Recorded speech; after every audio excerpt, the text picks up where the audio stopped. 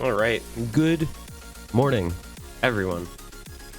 Welcome back to Hippo Cup, the fourth. I'm this one guy, bringing you day 2, round of 32 action, joined by my intrepid colleague, Chilier Pear. We're going to be hanging out, bringing some matches today. A little bit of a shorter day today. Only like 4 time slots and possibly only a couple of matches on stream depending on overlap times, but we're going to make the best of it. We're going to have a good time. We're going to have, I think, some good matchups. Starting off with Team Colon 3 against GG Dogs. One of the more surprising round of 32 matchups that I think we could have ended up with. GG Dogs, of course, the number 2 overall seed, did not win their group. And so they end up facing a team that did win their group and a surprisingly strong opponent in the first round of the bracket stage here today. What do we think about this one, Mr. Chilier? Oh, goodness. This is... I'm kind of seeing a pattern. So, yesterday, we actually had another match between the two teams, No Spamming and I Love Tateyama. No Spamming being the 4th seeded team in the tournament overall, the winner of their group, going up against I Love Tateyama, who I believe won their group as well. A very good early stage team. However, I don't believe there was enough talks about the fact that that match ended in a pretty massive upset of a 6-4. I Love Tateyama was up, what, 3 or 4-1 at one point, and they made a little bit of a comeback to close the score gap. But that match was probably something hopefully not super similar to what we're going to be seeing here, but I'm seeing the same vibe from this match. You got the top seeded team versus a team that's really high seed with a lot of good players, but not necessarily in that top row of teams. And this could really screw with the bracket even more than it already has been. Both sets of these teams that we're seeing here were on the lower half of the bracket. And this is just, this could make a massive difference for late stage gameplay in this half. So it's going to be interesting to see how this could completely flip the outcome, or rather push the outcome of this half of the bracket very far in teams' favors if this team wins or loses right now. GG Dogs. Yeah, because I definitely agree, because I think Colon 3, while a good team, does not have that scaling late stage that GG Dogs do, who, as you said, you know, they're one of those teams, they're a top 2 seed in the tournament overall. Like, they're a team that you would expect to be going on super far. But if they can run into a tough matchup like this early on, possibly get dropped down to the losers bracket in the very first round of the bracket stage, I mean, then you end up with teams like No Spamming and GG Dogs eliminating each other in the losers bracket rather than sending each other to the losers bracket. They would end up meeting in the semifinals if that were to have been the case. But, you know, you still see some of these kind of surprising matchups, and on a pool that's relatively early like this, where the scaling hasn't quite come into play yet, it's much more about just your consistency on, you know, kind of these 6-star pools. Things are much more tight for some of these teams that rely on more of their late stage than their early round.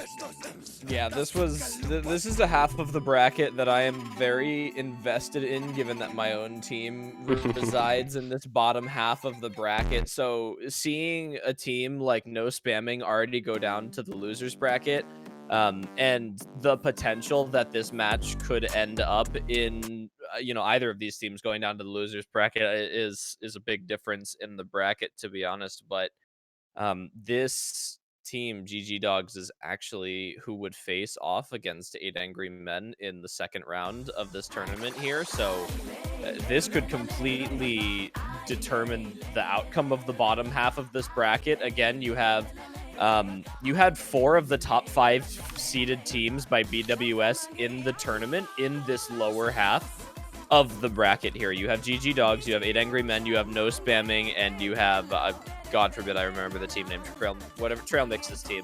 Bad Kittens? Is that Bad Kittens? Bad Kittens. Yes. That was another team that didn't end up winning their group despite being a top seed. So yes. So they did the same. Bad Kittens did sort of the same thing where they end up being a number 2, you know, kind of the lower seeded team in a matchup rather than the upper seeded team in the matchup. But they took out Alerta de Afe in that really good match we saw yesterday afternoon, so... Yeah, that was a close one with the 4-6 finish there. So this entire half of the group is going to be very, very interesting depending on what happens with this match. Because if GG Dogs somehow finds a loss here, it could mean dropping 50% of the top seeded teams that are in this lower half of the bracket immediately on the first weekend of matches. And, you know, that could mean, you know, given any underlying circumstances, almost a free run to the winners finals for, you know, Bad Kittens or 8 Angry Men or some team of the sort, because there's not a lot of late round contention, and these pools are only going to get harder and harder at exponential values if you've seen the pools in this tournament before. So it really is going to matter having those really good teams going into the late stage matches here to be able to take down, you know, the Bad Kittens and teams like that when the pools get hard. Yeah, because you know you're going to be seeing like 7.5, 7.7 star maps as your Nomad 1s, and then, you know, kind of scaling with that on the other maps in the pool, you know, come semifinals, finals time. Like, it's just going to happen because that's how this tournament works. So these teams with the insane late round, if they can get to that late round without having the same caliber of opponents in the early stages, that's going to be so valuable for them. Like you said, I mean, the lower half, you know, you've got Bad Kittens, you've got Gurney squad, who I think are kind of overperforming so far. But 8 Angry Men versus the winner of this matchup as a quarterfinals matchup, or excuse me, a round of 16 matchup, is super early for those teams to be facing off, which is kind of the downside of the RNG nature of group stage. But I mean, you get through that, and then it's kind of like who's left in this side of the bracket that could contend with those teams going into the semifinals. And the answer is just kind of, I don't really know if there is anyone. Yeah, I think... Yeah, sorry, continue if you were going. No, I was just gonna say, so, you know, it puts more importance, like, it puts a lot of importance on how well can you play in this particular stage right here, that, like, the round of 32, round of 16, in order to get to those rounds where your scaling starts to take over the other teams that can really only play, you know, up to those rounds. Yeah, I agree. I was gonna essentially mention the group stage format and, you know, these early pools here, like round of 32, where the difficulty does not scale enough in the favor of the higher skill cap teams, and with a player pool and team, you know, listing this year of very, very skilled players almost across the board for the teams that made it through group stages, it leaves something to be said for these early matches where the higher seeded teams don't necessarily get to flex that skill cap, and you really just have to be on your consistency game for the weekend. Otherwise, you could have a completely different outcome than what you're looking for. And I guess I've been kind of waiting to use this as my example for something like that on an early stage match. There was my match against Free Ganondorf 4 the other day, a very strong French team, in one of the higher seeded French teams, and there was in that match an 8-way FC on Nomad 3. Literally, it came down to 315,000 score, which was the difference of which was the difference of what? Just 100, like 7 100s, basically. Yeah, so, you know, these matches can really be big for, you know, if you get two really good teams against each other, like you can see right here with GG Dogs and Bracket Face, 3-Face. Can we talk about Willie's score, by the way, for a quick second? Like, what is that dude doing? 31,099,064 AC. Nobody hit. I mean, Okinotori has a really good score actually as well, but like after that, nobody else. That was such a nuts combo. Oh my god. Yeah, but you know, and it's kind of a unique thing to OSU tournaments where you have this increase in difficulty over the course of a tournament. Like, there's no other like no competitive sports, you know, or anything like that that you can compare that to, because typically everybody's just on a level playing field in terms of, you know, they're not going to change the difficulty. They're not going to change the length of a football field over the course of the season. You know what I mean? Like to make it so that teams with better offenses have more ground to cover or whatever. You know, OS is like the only thing where you can make that comparison where like you have to have this scaling factor because the pools get gradually more and more difficult over the course of the event. And so it brings out like a really different level of strategy to team creation that you just don't see in other competitive endeavors, which is really, I think, fascinating and unique, and really fun to see like what teams end up doing to try to handle having both early round and late round players when you only have a limited roster of 8 members for a 4v4.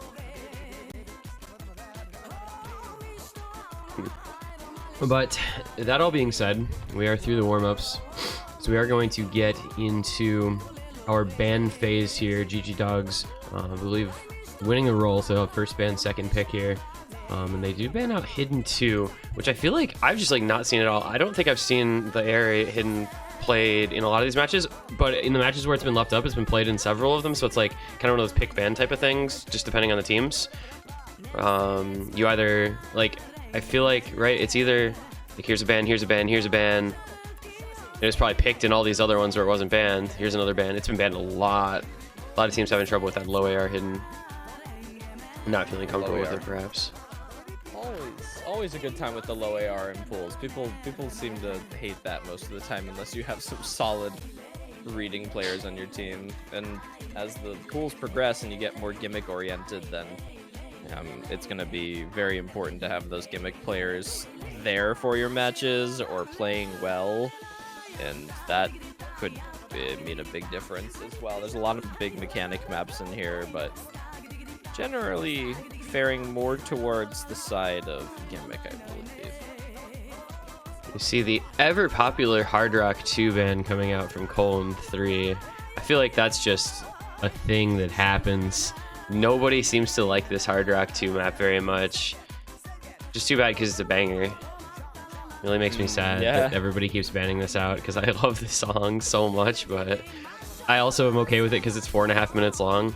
So it's like, yes, that's okay. Get rid of one of these super, super long maps. One of the downsides for me of not having seen Colon 3 at all in the group stage is I really don't know what to expect out of them in terms of what maps they're likely to pick and ban. You know, GG Dogs is a roster that can play pretty much anything in the game.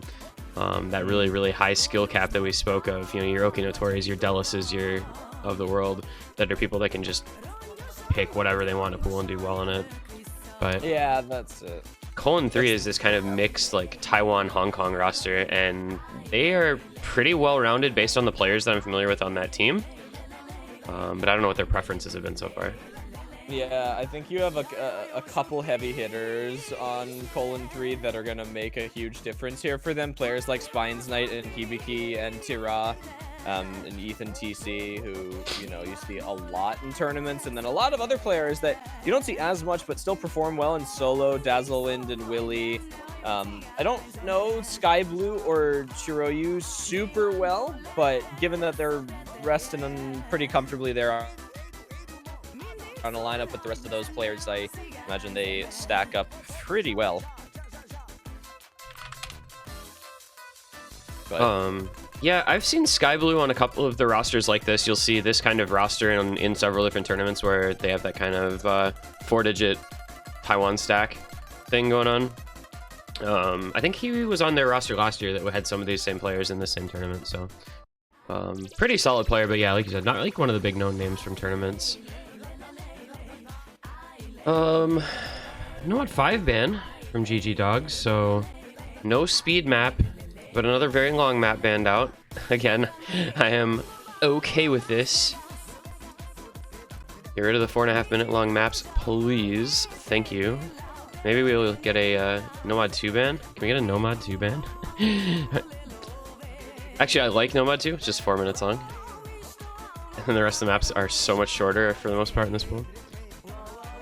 I think it's interesting to me the development of like guys like Spines Knight. We've seen really kind of coming into their own in the 4-digit scene. It's a cool function, I think, of the BWS system that over time, you know, you get some of the people who were previously really well known in that rank range kind of pushed out. You know, guys like Yokespie or whatever. And then you end up getting like some new faces to kind of fill that void. You know, people that have shown up in the last year like Utsuha or Spines Knight, who's really been developing extremely well as a player. I think it's kind of that's like BWS achieving its goal in a pretty cool fashion. So it's nice to see.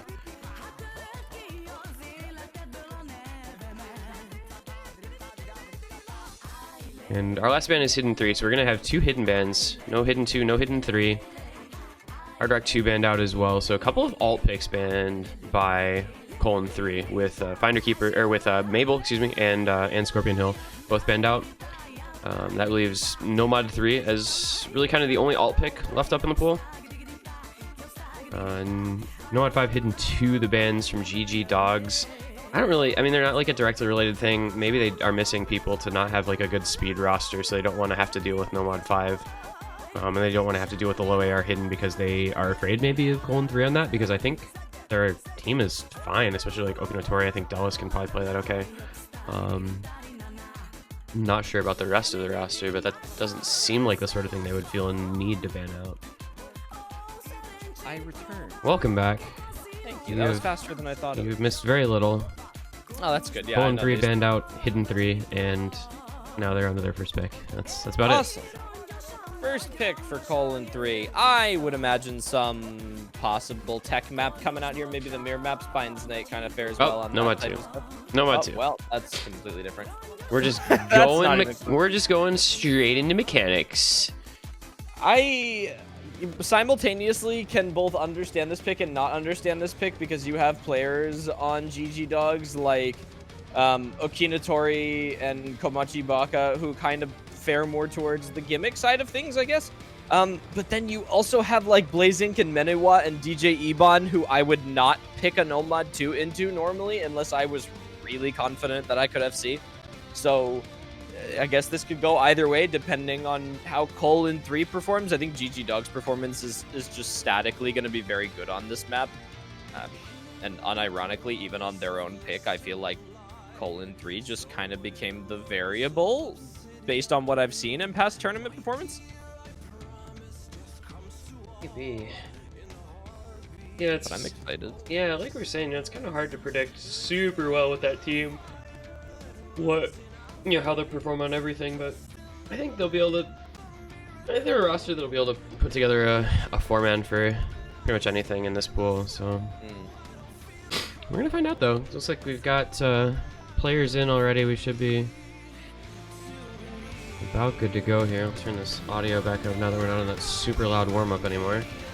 Oh yeah. Julia Chip's coming out already, so this one pretty quick from the picks into the ready-ups.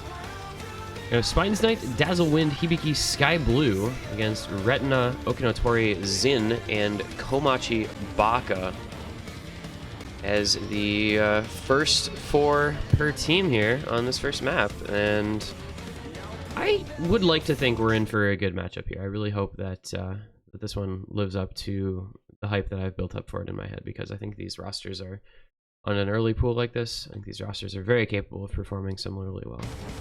Very, very capable. The Russian teams you see across basically all tournaments that they're in, they perform very, very well across early stages of the tournament, generally all the way up until semifinals and finals, and then maybe they start to, they catch a little bit of a cliffhang there, but they look really good up to there, and then these yeah, it's like almost infamous at this point, the like Russian wall that they hit semifinals and they just can't win a match. I don't know. I guess Russia got to what? I think it's the finals in 4WC, but it was like helped by their bracket a little bit. I think they made it to losers finals. Yeah. But you see most, for whatever reason, and maybe it'll be helped out by the fact that they have a Japanese player, and I forget where Blazink is from. I know it's not just Russia. I know it's a a former Soviet country, but not Russia. Maybe having a couple people from non-Russia will break through that wall. Yeah, hopefully we see a little bit of that here, and I think maybe the pressure of this being not a country-based tournament could help with that just a little bit. I mean, they still went for the majority Russian lineup, although they did throw in Blazink and Delis for a little bit of difference there. And I would be surprised if I'm kind of surprised to not see Delis in for this map, to be perfectly honest. I feel like this is something that he would be really good at, and you know, everyone's looking good so far, so it's not a bad choice of a roster, but I think they have a lot of players to work with on GG Dogs, and I hope that they have all of them, because not having Delis for this match or someone like Blazink could be a big game changer in the outcome here. Yeah, I think Delis is, I would argue, the strongest overall player on that roster, based on his performances in tournaments over the past, you know, several months to year. I feel like you never know with Blazink whether he's going to actually be there or not. If the tournaments where I see him, like, you just never know. So we'll find out. But yeah, like you said, I mean, all 8 players just casually FCing the first half of this map. This is what we've seen as Okinotori. Yikes. Okay, I just had to say it. I had to open my big old mouth. Unlucky. This has been such a consistent map for most people too. You see very few breaks typically over most of it. You get into this kind of guitar solo section here with the 1/6 bursts and stuff where it gets a little trickier, but people mostly still not having too much trouble. And again, this was Colon3's first pick, so obviously something that they're going to feel super, super comfortable with, and they're showing that off with very high accuracy 4-way full combo this far. Yeah, this is strong performance overall from them. I was going to mention earlier, and I kind of like failed to, but Okinotori had been making me very nervous for a little while. On the more dense part of the streams, he was dropping a lot of accuracy, and that was a little bit scary to watch, given that there's not really too much to drop that much accuracy on, so I felt maybe not super comfortable for him on those streams, but we're coming in the last few seconds here. This is going to 100% go over to Colon3 unless 2 of them find breaks like right here. Oh, there goes Skyblue. That's one of them. Some of this score is going to come back, but it's, I mean, it's almost 30 million points, so it's a long way to go. It needs to be another break, and immediately. And I think it's already too late because this ending's just not that note dense once you get through those last streams. Yeah, they need a lot of combo to make that up right there. It's another really good score we've seen. A lot of very, very good plays on this map. 300 million points and a 24 million point win there for Team Colon3. That's a really, really solid score. Look at the 80 million, 69,000. 6,900, excuse me, so 6,900. That's a really nice score from Spine's Night. Actually, Dazzlewind with better accuracy, 80 million, 80,850. Very aesthetic scores on this map, actually. There's all aesthetic scores all across the board. Those are really nice. Yeah, people have been getting just super, super sick scores on this map, dude. Not gonna lie, like 300 million points just on the regular or near it at least. 79, 79, 80, triple FC from both teams, and I think that's the caliber we're going to kind of expect from this this match, is that both these teams can FC a lot of these picks.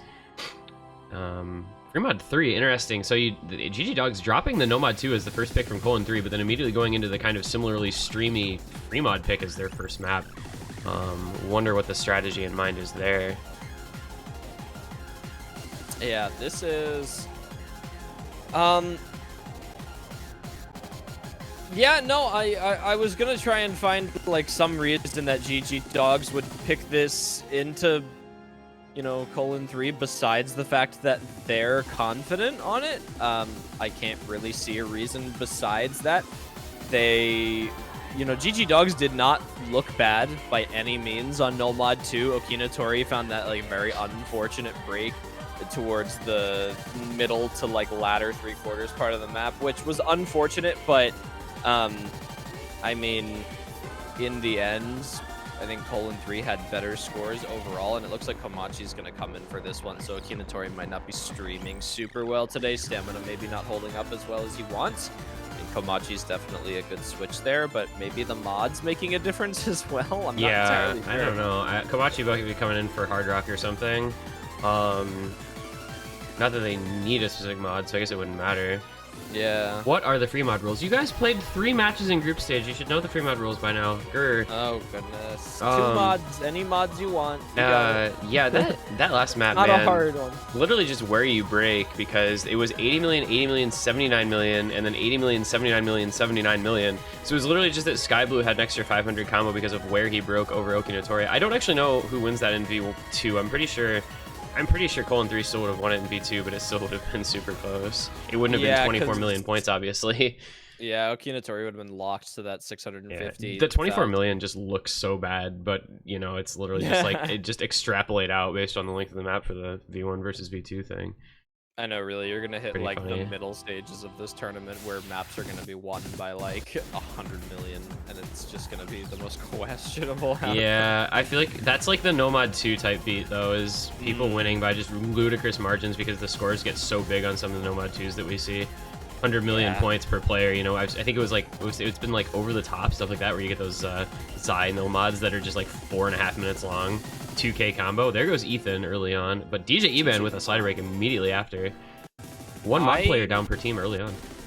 Question the mod combinations on Colon 3 here. I actually would have thought that Spines Knight would end up taking a hidden on this. I think he's a stronger hidden player from experience than Ethan TC, but maybe Ethan wasn't a guaranteed Nomad FC anyway. But he's really struggling on hidden. Yeah, I mean 96% in another break already. That's really bad. Everyone else looking pretty good. Hibiki had a little bit of a shake there on the cursor, probably just adjusting his hand. The accuracy is holding pretty strong there.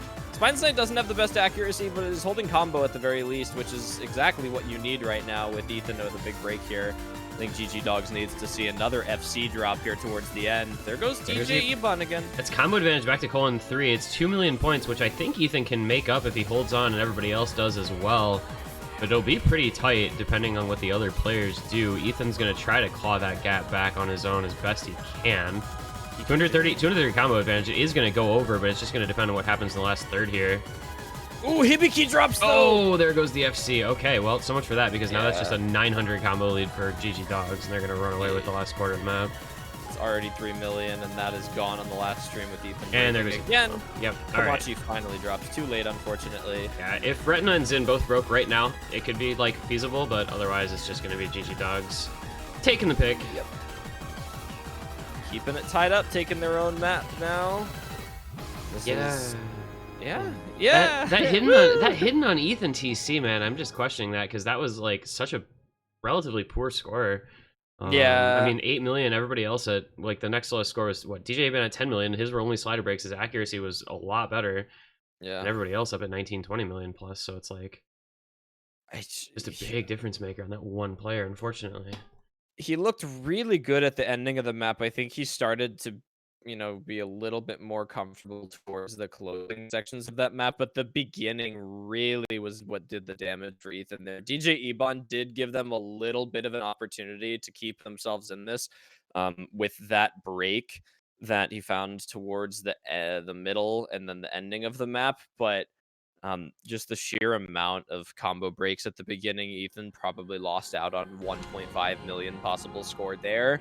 And unfortunately, Hibiki breaking like just before the ending. I think, honestly, they probably could have made the comeback if Hibiki didn't break as well, because Komachi dropped the ending, which is a lot of score off as well. Well, yeah, I mean, Hibiki finished at 17 million, and the FCs were at 25 or so million.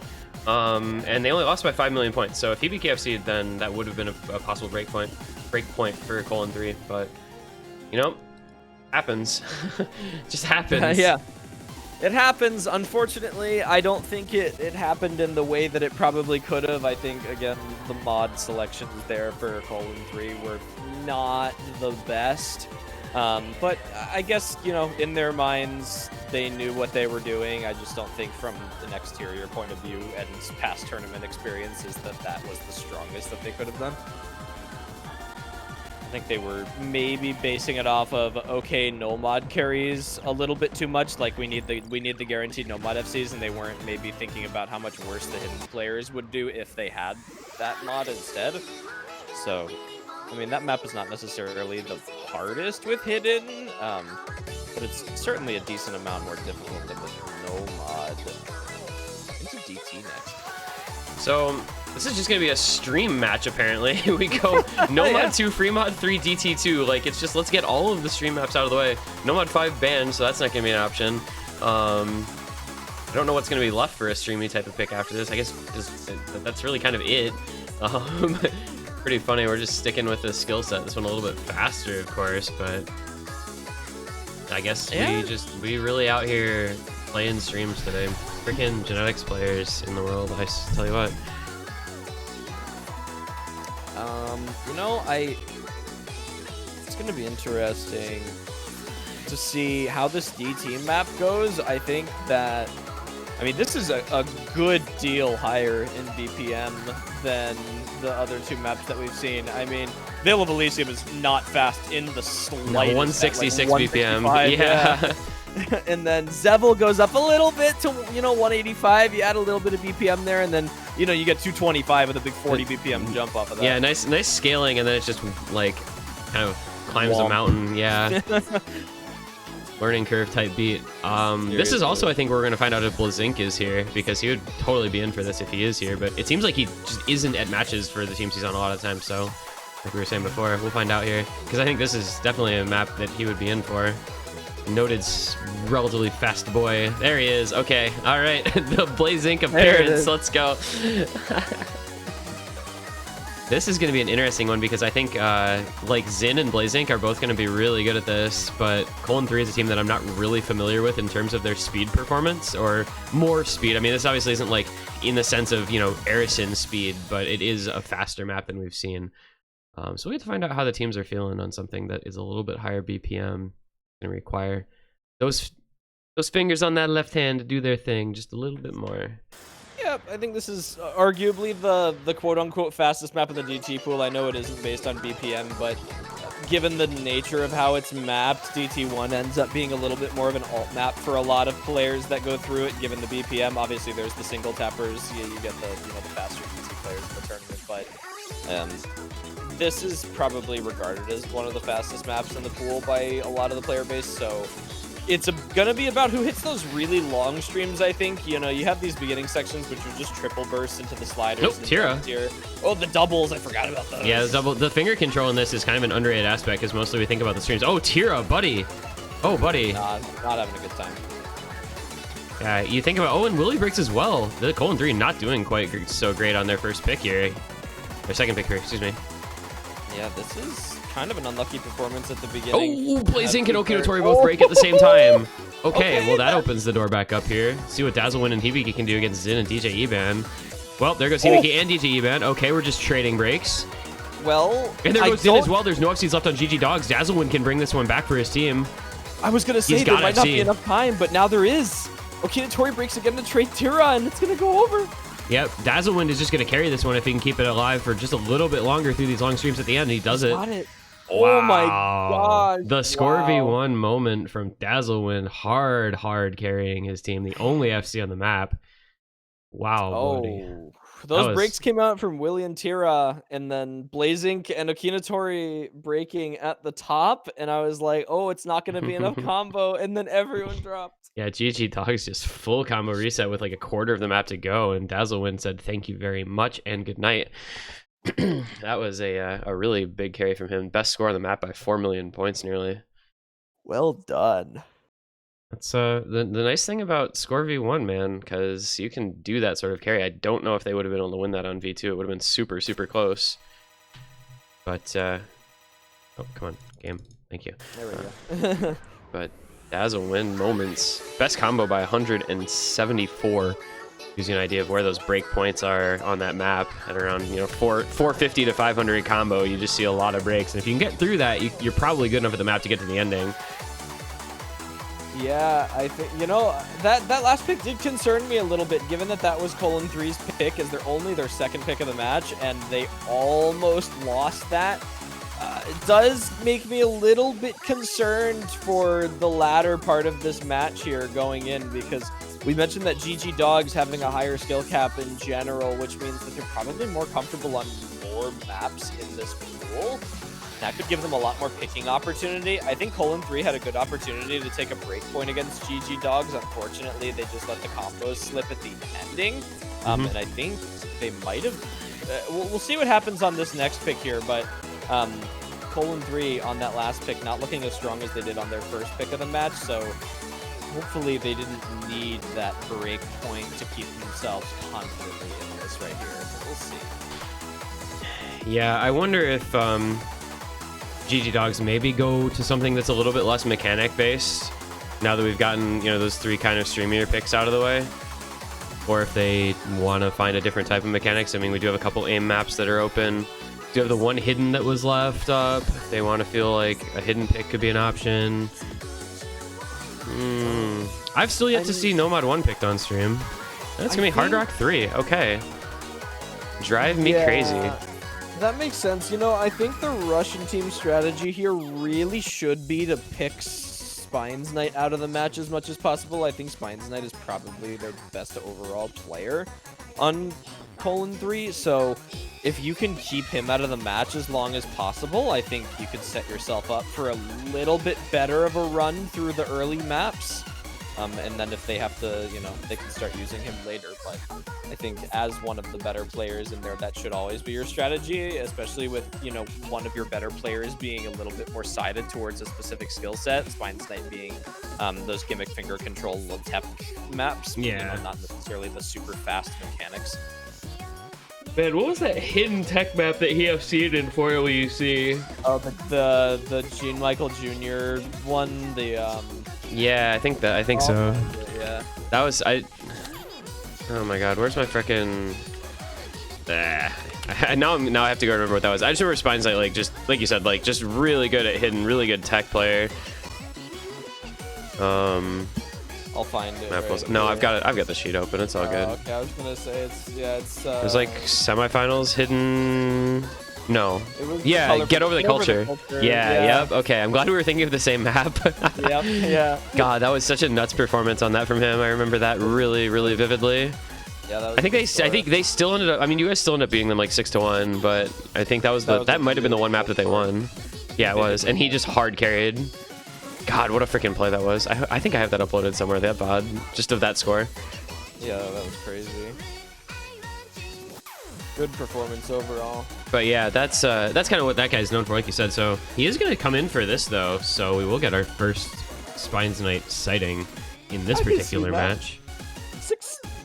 You know, I'm not surprised to see him in on this, to be perfectly honest. I think that, you know, under a certain level, when it goes to BPMs, I think 6.5 could be considered a slightly gimmick-ish skill set. Well, Zin and DJ Ebon want to stay on DT, but that's fine. Let's play DT2 all over again. All over again. I'm gonna panic. Panic, please. Help. There we go. All right. This should be interesting, though. Komachi Baka is insane at Hard Rock, and so is Meniwa. So... yeah, this could be interesting. Yeah, I think GG Dogs have a really good roster for kind of small circle Hard Rock. Though Komachi Baka, of course, the first one to break. And the Meniwa.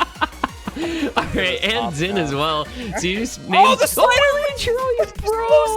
The slow slider! Oh my god. You hate to see it. No, Dazzle! Okay, so it's Spines Knight versus the world. It's Spines Knight versus DJ Eban. DJ Eban is the world now. Oh my god, dude. Right. No, combo advantage. I can't. That was combo advantage GG Dogs. Combo advantage GG Dogs. Let's just leave it at that. Yeah, that's it right there. All right, let's see what happens if we don't talk for 3 seconds. If anything happens. 1, 2, 3. All right, now we can start talking again. And maybe we'll start breaking. Oh man, yeah. Everybody with those like, dude, the transition into 6.5 is so hard though. You're like, oh, these circles are small. Oh yeah, seriously. Well, I mean, unfortunately for, you know, Colon 3 here, it's really going to stay on the Russian side unless something happens. Oh my god! All right, well, now it's really going to stay on the Russian side. What did I just watch? Dazzle and Spines Knight, Shiroyu, DJ Ebon, and Zin literally all broke on the same slider, dude. Haven't seen that one before. Have not seen that one before. Oh man, when you are sight reading the 6.5, man. Oh my goodness. Well, Kamachibaka and Meniwa, I guess I did kind of predict the two best. You were technically right. Technically correct is the best kind of correct. There goes Willie, so that's gonna be GG Dogs are running away with this one. But my god, that was a sight to behold. That break right there. Holy shit, man. What the? That was 5 players on the same exact slider tick that just dropped combo. Kamachibaka and Meniwa literally missing within the first like 150 combo of the map and then FCing the rest. And then DJ Iban with the slider. No, it's a DJ Iban, Shiryu, and Spice Knight. All with the S ranks. DJ Iban not drop a 50? Did he miss a slider tick instead of the ending? He must have missed the slider tick. It's not Scorby. It's not Scorby too. So the 50 isn't implied. When you think about that way. Well, I know, but if you miss a slider end on anything, it's still a 50. But if you miss a tick, no, you're literally wrong, Shiller. No. Missing a slider end is not a 50. Yes, but if you tap it, you slide off and then go back, it'll give you a 50. Trust. I'm a top 1,000 player. I know. Yep, you know every mechanic of the game. You know, trust me, flawlessly every aspect of the system. I'll show it to you later. It's cool. You're gonna show me your knowledge? I'll show you my slider breaking knowledge. I am the wizard of slider breaks. Show me your slider break knowledge, Chili. I am uncomfortable. Oh yes. I'm uncomfortable. Where's my whistle? Oh my goodness. And Fremod 1 is going to be the selection here from :3 for their 3rd pick. So we will get the TV size Cruel Angel's Thesis. This is a banger. Yeah, this is such a good song. Oh my gosh. I think I like let the OP play every time in every episode of this show. Yeah. I don't know. Yeah, this is another, it's interesting actually with this pick because :3 banned out Mabel and banned out Scorpion Hill, both of which are, kind of ostensibly alt picks. And this is kind of the most alt style pick in the Fremod pool, at least. And they're opting into it willingly, so. Yeah. I think the difficulty is relatively low in this one compared to the aforementioned other 2 maps, though. Mabel and Scorpion Hill both more difficult overall than this one. Yeah, definitely. I mean, I think the mods add that little bit of a factor as well. I think GG Dogs had taken that hard rock on the last free mod, whereas, :3 went for hiddens. I imagine they're going to go for hiddens all the way across the board again, and I really hope they put a hidden on Spine's Knight this time, because I think that's just going to be better for them in the long run here. If you can have maybe Dazzle Wind on the no mod looked really good and consistent for the majority of this match, and Willie with just the one unfortunate break in the map that I've seen him on. Then Hibiki looked good on Zebel with the hidden, really only just missing at that ending part there. Yeah, I think. Oh, that was weird. So far on the first 4 maps here, most of the players have looked very, very comfortable on all these picks. Nobody, maybe with the exception of Mermaid Girl just being a little more of a challenging pick to your mechanics, but I don't think there's anybody in this that I get any sort of feeling like is having any sort of off day or poor performance. We do see the little overmod here from :3. Hibiki and Spine's Knight going hidden, so that's kind of the expected, but Willie adding in the hard rock, Retina Meniwa going hidden and hard rock respectively. That's an interesting choice for hard rock. I just don't feel like overmod is that big of a valuable tool, because the odds of that many people FCing to where your overmod's actually going to matter is Zin. It's in the first 70 combos, so it's not. Oh, Willie? Yeah, okay. Willie, yeah. See, there's the overmod player. This map is hard, apparently. The overmod player is the first one to drop, man. You hate to see it. I guess it helps that he'll have the mod score to, kind of boost the score a little bit, but, it's still going to be GG Dogs with a little bit of combo lead. I guess if you think that the other team is going to drop combo as frequently as you are, then or at least one player on the other team is going to drop combo as much as you are, then it makes sense to take the mod for the score advantage just by that little amount. And I guess you have to have complete confidence in your team if you're doing that. And Spine's Knight with the accuracy right now concerning me a little bit, but he's a combo. He's a combo gamer. I don't know, but it's giving the score over right now. It's actually helping the score a lot because he's a little bit behind. The only one that's way down. Well, it could come down to the next break. There's a space, and there goes Retina. I somehow fell behind there because my client lagged like right in the middle. Also, I yeah, have not seen a Retina- break from Retina. Retina has broken twice. Meniwa broke. Hibiki broke, and Willy broke. You literally got the entirety of however long my client froze for ahead. Cool.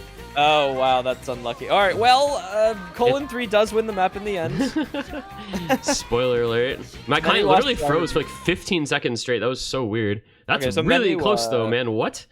Yeah, Meniwa did not break, apparently, so it was just Retina and Zin. Wait, And then... how did they win that without... It makes sense. 2 FCs to... Oh, they only had... one. No, Oh, Meniwa slider That's broke. right, he did Yeah, slider yeah. I break. was Yeah, like, okay. he had to have broken, otherwise they would have won, because they would have had I was looking at... better Yeah, backing combo. yeah, so that's what did it right there, was Meniwa's slider Also, break at the end. Spines Knight, despite the lowest accuracy in the lobby, did end up with the highest score because Meniwa, Retina, Hibiki, and Willy all broke. So Spines Knight, the lone modded FC.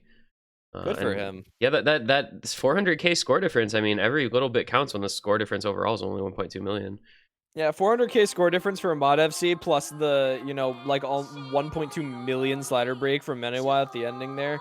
Think about that. That's literally on sub 60 combo, and it's 1.2 million. Yeah, if Meniwa hadn't broken, yeah, that's really rough actually. Bro, that's crazy. That's nuts, man. You ever have a discussion with somebody, you like kind of stop paying attention and they finish talking and you're just like, that's crazy. That's whack. That's wild, dude. All right, Hard Rock 1, we're getting back-to-back TV size picks here. Ooh. I love it. Let's go. Fremont 1 into Hard Rock 1. Fighting Gold. So this is our traditional TV size, where it's like if spike TV size mapping, where you get into the Ki and it's like, oh, there's jumps here now. Aim, yes. Oh my god, I have to fling my cursor around the screen to randomly assorted circles. Holy crap, I don't dude. like this game anymore. You're playing TV size moment. Also, as a side note, we do have a result already from one of the other matches. Team Gugu has defeated Team Pudzian 6-1. That's about a 45-minute match. I don't believe they played warm-ups. No big surprise there. I did think that Pudzian kind of fluked their way through their group with a 2-1 record. A little bit. Good for them for advancing onward, but Gugu just way stronger, and they showed it there with that 6-1 victory. So they'll be going on. They'll be facing I Love Tateyama next week, the surprise winners over No Spamming yesterday that we talked about at length earlier on. That should be a fun matchup, I think. Also a very fun one to schedule. Please kill me. But so that's our first result of the 14 UTC triple block here. Yeah, no warm-ups. No warm-ups, 45-minute long, best of 11. You love to see it, dude. Moment. If I learn anything from OWC 2020, it's that warm-ups should just be discontinued completely. Yes. It makes matches literally go 15 to 20 minutes faster. I swear. Oh yeah. Even though the warm-ups themselves are only like 6 to 8 minutes total, it feels like it takes off so much more time than that. I mean, I was thinking about that my match the other day. We had not started our match, and we were finishing their warm-up, and it was 25 past. Yeah, I hate that, dude. It's actually tilting to me, especially when I'm streaming, and I'm like, okay, you guys are making me kill so much fucking time. But anyway, getting into map number 6 here. We got Troy, Willy, Dazzle, and Spines Knight. So Spines Knight is apparently just a hard rock player against Zin, Komachi, DJ, Ben, Meniwa. So we talked before about Komachi and Meniwa being those really good hard rock carries that they ended up carrying the last hard rock pick for GG Dogs, looking to run that one back again. Very different type of map here, though. Yeah, this should be good to see the first real like aim map that we've seen picked out in this match here. Also got a very early break from Willy, but as long as somebody else breaks somewhere, it won't affect the outcome on its own.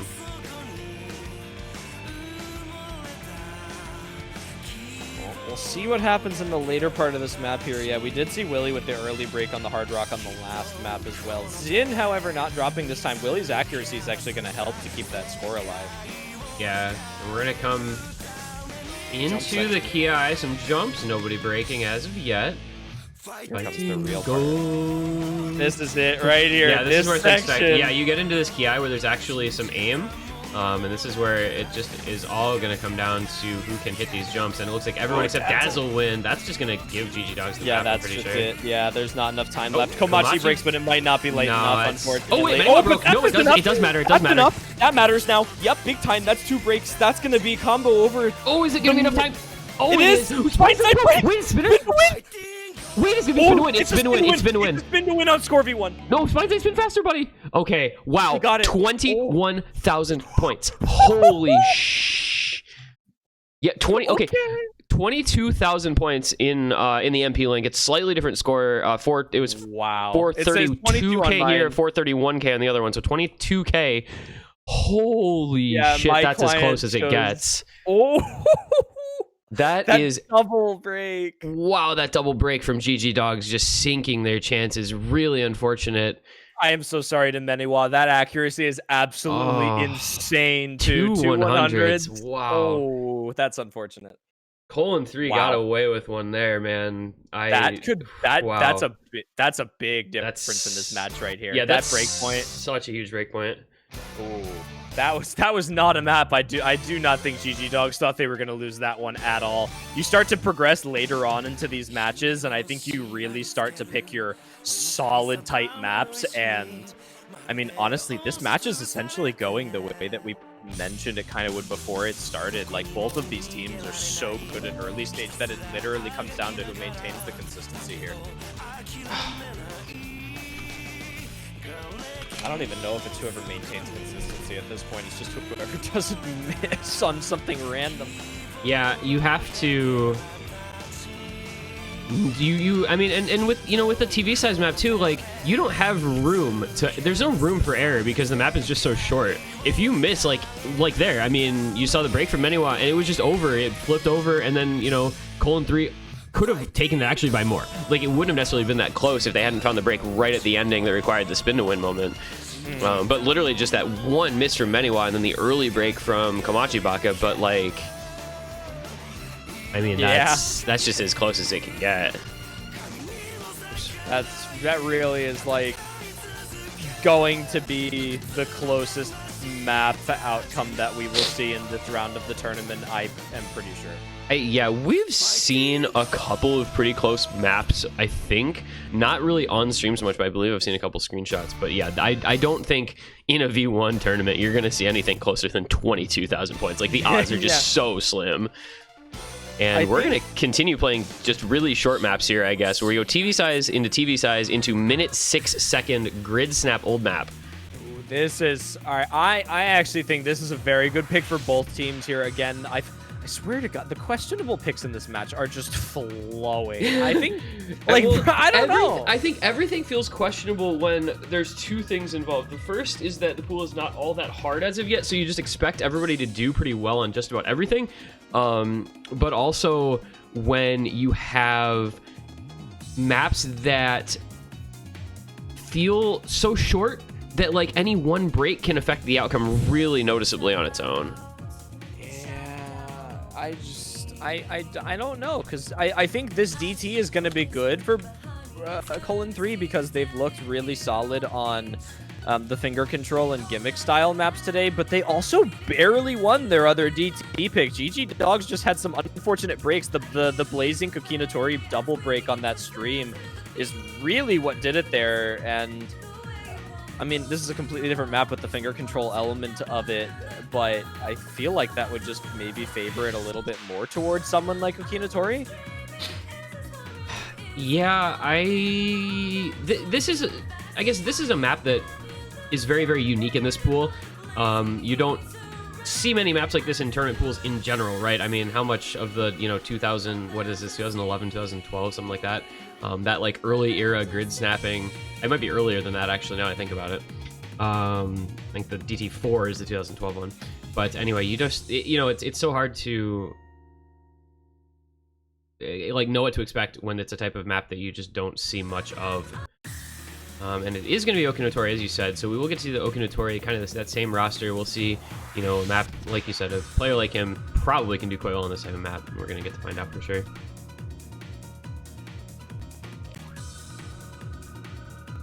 Well, see, lineups are all set. Gonna start the map here, and this this could be the match deciding point right here, because I imagine colon 3 has quite a few maps left to pick from, as well as GG Dogs, and being only 1 point away from, match point or tiebreaker could be really helpful there, because GG Dogs, if they lose this, have to go through 3 picks in the time that colon 3 need. That's a Wow. triple reset for quad reset for GG Dogs. No combo left at all. Oh, and Okinatori, wow. Yeah, that's a 4-way reset. Only Tira breaking from colon 3.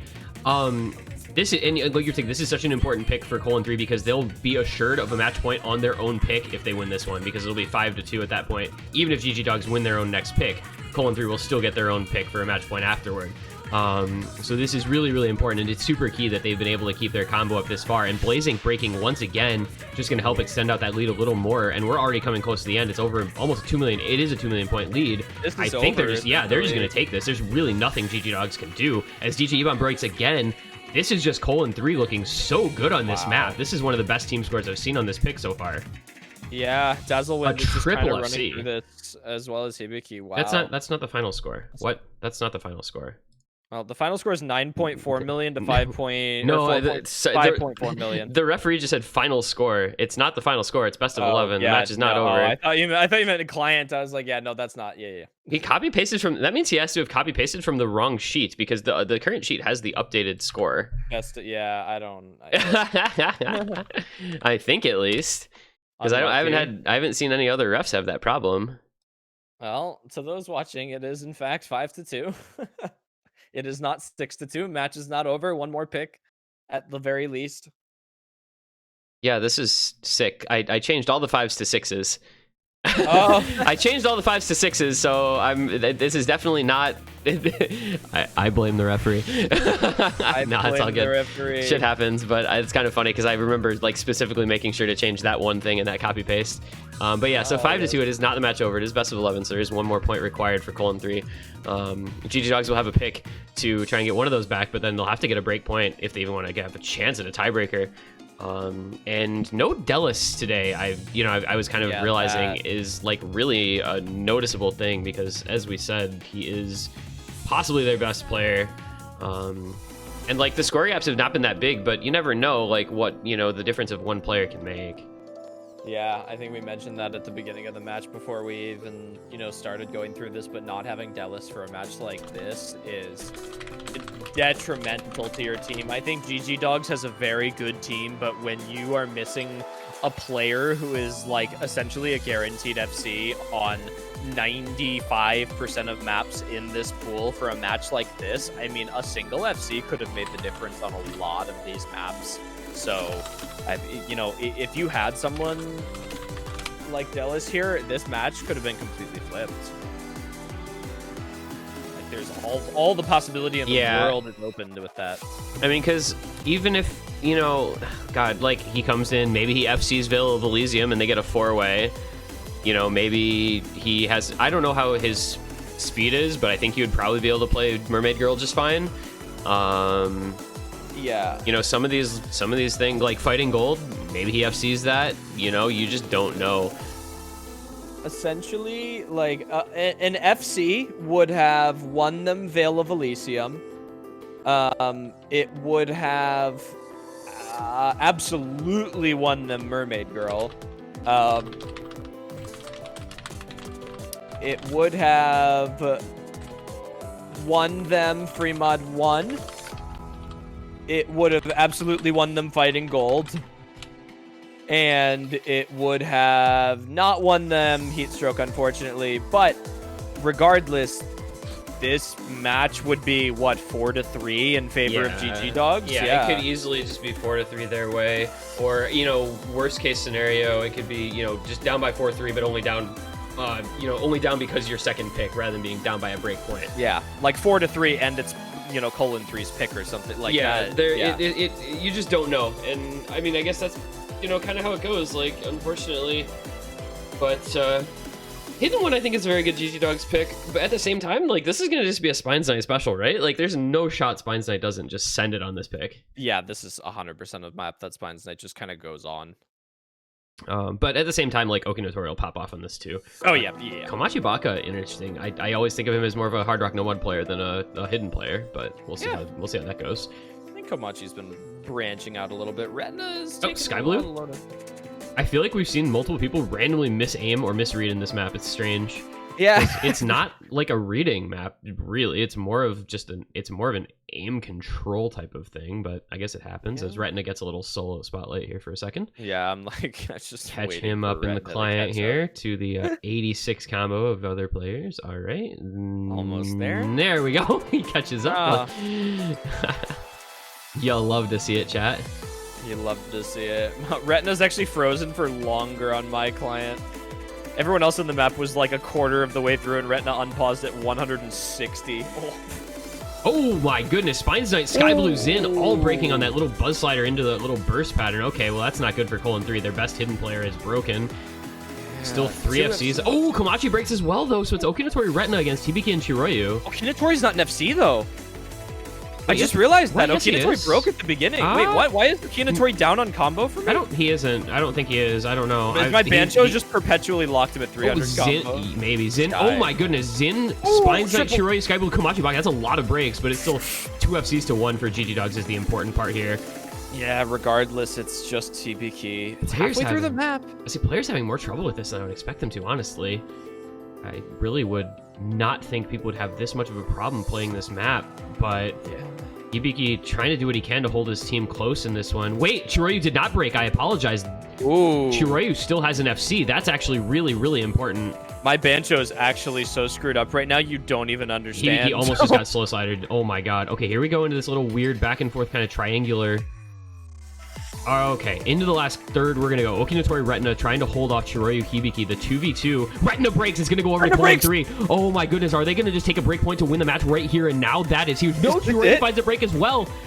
This is going to stay so close. It's Hibiki versus Okinatori. The only FCs left. Combo advantage is like non-existent. It's dead even. No! There go Komachi Baka, Okinatori, and Hibiki, and Retina. There's no combo. Spines Knight. Spines Knight and Sky Blue bringing this one home against just Zin for GG Dogs. I think Colon 3's got it in the bag now. This is going to be another break point. It's in. Sky Blue with another last second break, but it's a 2 million point lead. I think that's enough. It's enough. Knight just has to hold this ending. That's got to be it. Oh my goodness. And that's Colon 3 taking it. That is Colon 3 taking the win, the back-to-back break points, the, what is it, 3-4 points in a row to win the match. Just like that, 6-2. It's just over. And with that, we are literally left down. Wow. To 50% of our top 5 seeded teams in the tournament. Wow. Left in the winners bracket. GG Dogs dropped to the losers bracket, joining no spamming, and one of those teams is going to go out way earlier than they would have expected. Wow. That is a shocking victory, but just well played to Colon 3, man. They played their minds out on those points where it really mattered. Huge, important combos able to be held, and GG Dogs, man, I don't know what to make of that performance, but they're going to the losers bracket and they've got their work cut out for them now. GG Dogs. I think that's, I guess, you know, as ironic as it sounds, I think that is the way I would describe that match. Wow. That was very unfortunate. Wow. Man. I'm honestly like, I shouldn't be shocked because Colon 3 is a good team, but I am still kind of shocked that it was that like one-sided. 6-2 is not a scoreline I expect out of this match, regardless of who won. I really thought this was gonna be like 6-4, even a tiebreaker. 6-2 though, Colon 3 just pulling it out. That was really impressive from them.